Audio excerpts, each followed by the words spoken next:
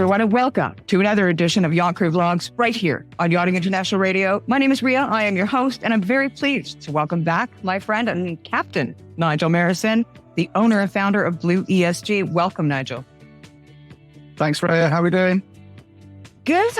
An article came out just a couple of days ago about the World Economic Forum. They had just put a plan together. The paper is as of May 2023, and we will provide the link below this interview when it airs.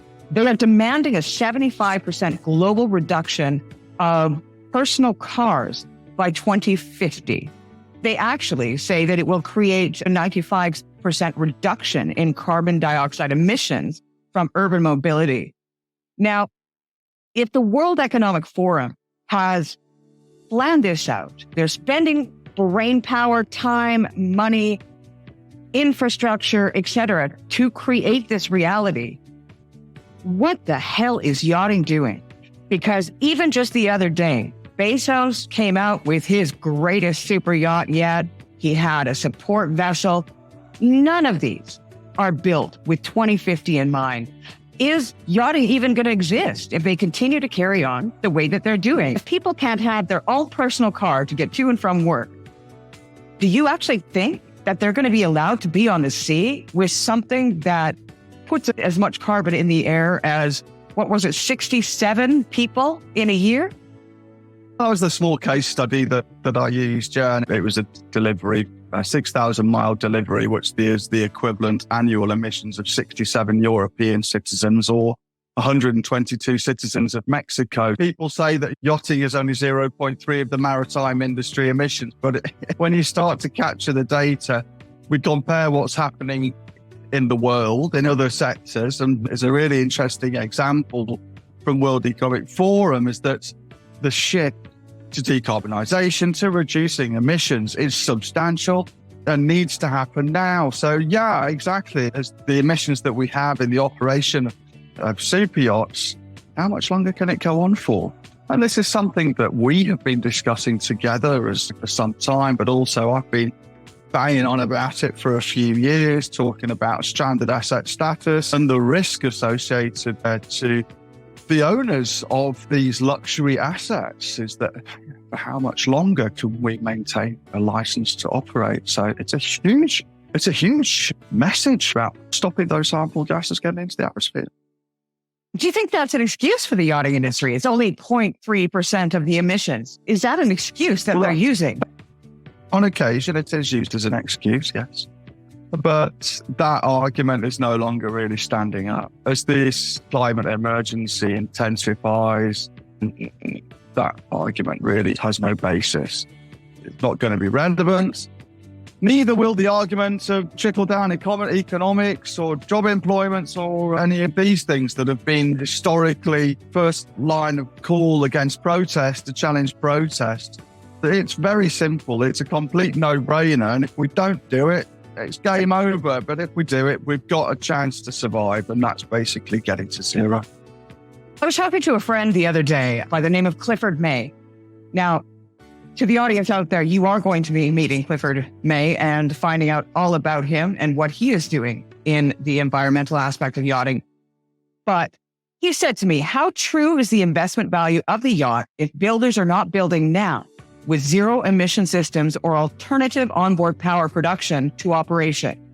In short, we can expect only tougher legislation and levies on carbon generating systems. So essentially, your floating mansion, whether it be worth 5 billion, 5 million, the minute it comes out of that shipyard is worthless. That's certainly a devaluation roadmap. That's clear enough. Just use 2050 as our timeline right now. In fact, it's a lot smaller than that. It is being used as a goal across many industries and also IMO net zero 2050, that if in yachting we don't do anything related to that target, that it will have a significant impact. You'll be putting your vessel at high risk of, as mentioned, devaluation, of course, operational. As the gentleman mentioned, it's around carbon taxes. And we've got the emissions trading scheme. We have local bylaws. Even here in the Balearics, there's something on the table that by 2030, they wanted the charter fleet to be zero emissions. And something interesting that I came across the other day was that the world is heating up, period. Now, for the past 3 years, we have been under the effects of El Nino, which has kept the temperatures down. We now see El Nino coming in, which is going to be catastrophic, according to some scientists, to world food supplies, because we are going to see in 2023, in some areas and pretty much all around the world, an increase in temperature beyond any historical levels. But they're looking at some places to be a 5-degree increase in temperature over any historical rating whatsoever. It's happening now. It is. I think the more learning we do in the space, I've been in space for a few years now, and the more knowledge you have, the more anxiety that we have, because we can then see what really is the situation. There are articles, case studies, white papers coming out. Every day there's something new to learn, to read, and we have really got our foot firmly on the accelerator. Again, just back to our point is, where does the super yacht industry fit into this? And quite honestly, it cannot. The only chance it has is to get to zero emissions, whether it's net zero, absolute zero, as soon as possible. And when I talk about as soon as possible, if you read the IPCC synthesis report, the climate report came out earlier in the year, 2050 is not. We need to be looking. We have 10 years to stop the imbalance, to stop the negative impact that we're having on climate from progressing to a point of, let's say, no return. We've got 10 years. And once we start, it's an absolute microscopic time period in history. But we're here. We are privileged enough to be in humanity where we can make a choice. It's either survive or die. And I'm not talking about the yachting industry here. I'm talking about humanity, humanity itself.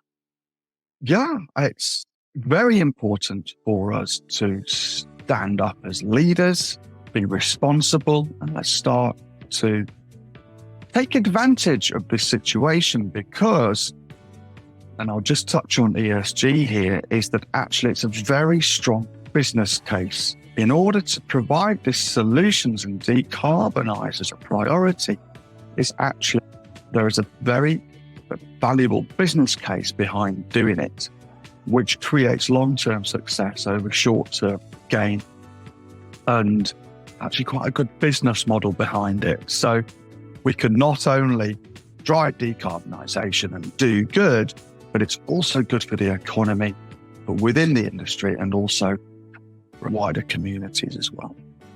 I guess the one thing that worries me is that a couple of months back, I had a back and forth with the CEO of a well-known, one of the best known yacht building companies in the world. And the attitude was very dismissive of me and of the facts. And on top of that, the statement was made that yachting does things in its own time. And I thought that was really ignorant, because yachting is no different than any other industry on the face of the planet. Yachting will face legislation, laws, legalities just as quickly as any other industry on the planet. And just because you're in yachting doesn't make you any more special than any other form of commerce anywhere in the world. So it's time.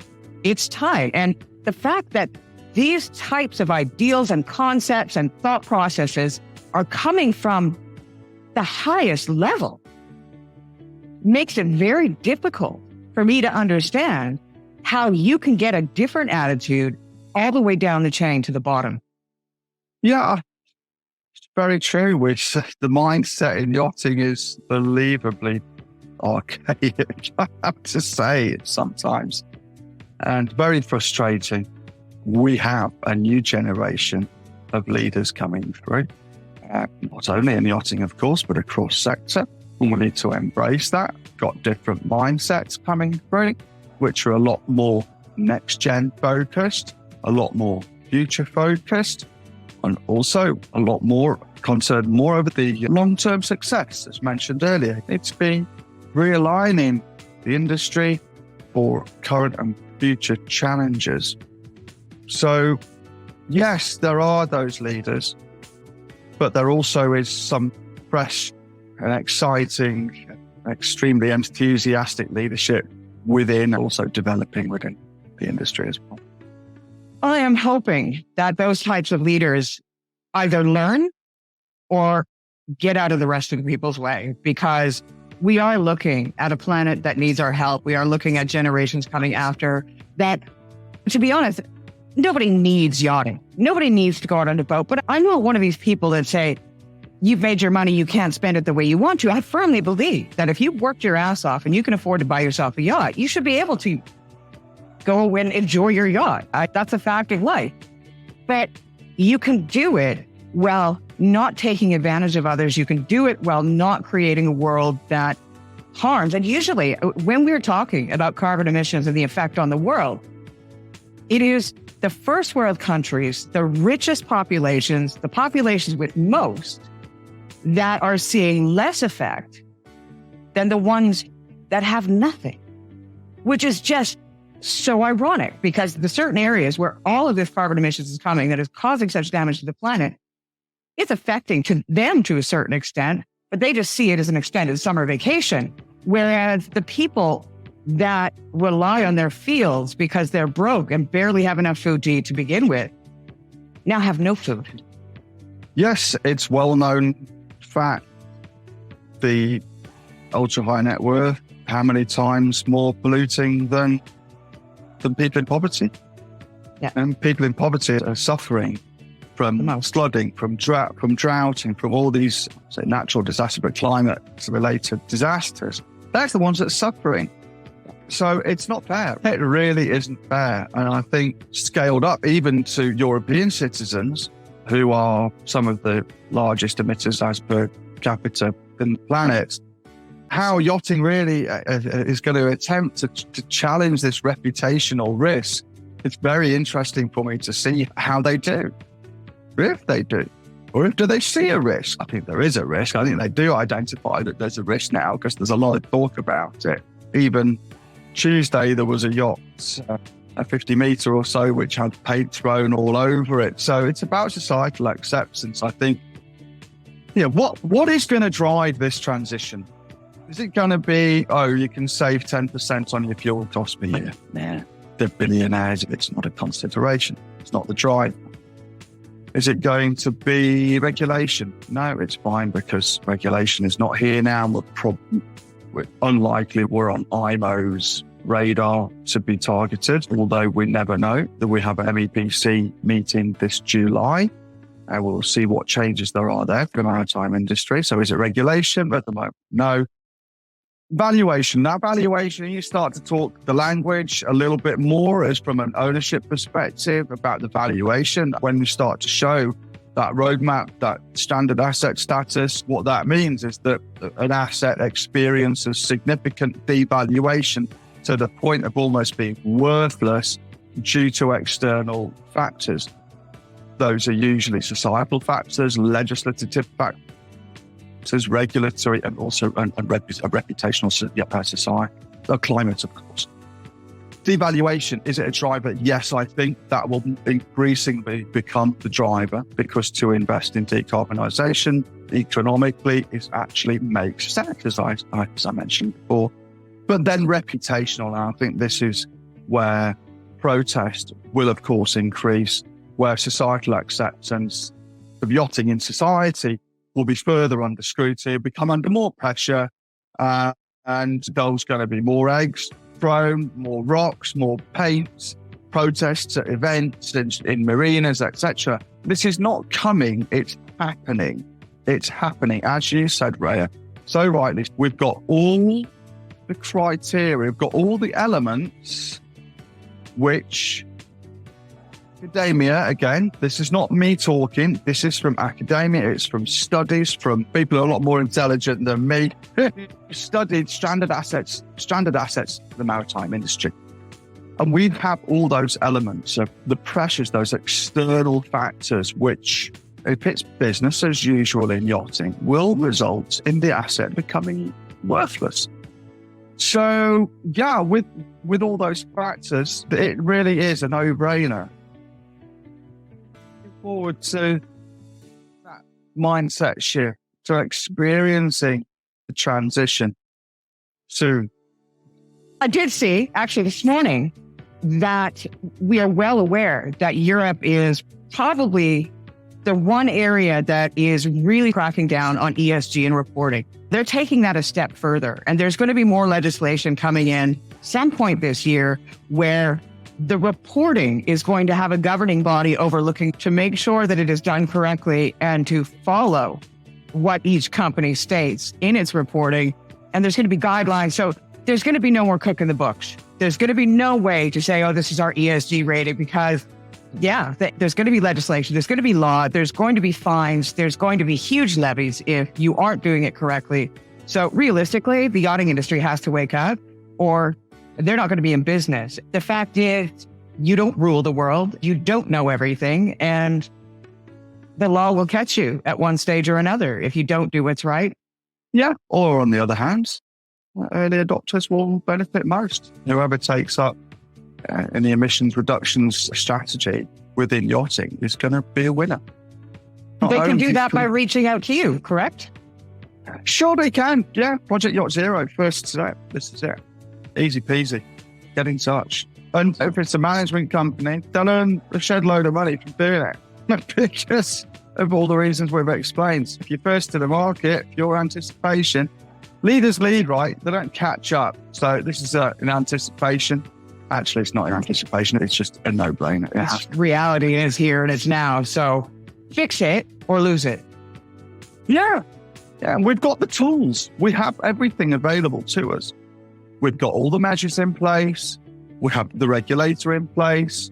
I'm constantly just chatting with some very major players in the yachting industry, not just providers and suppliers, but also those key stakeholders, those regulators.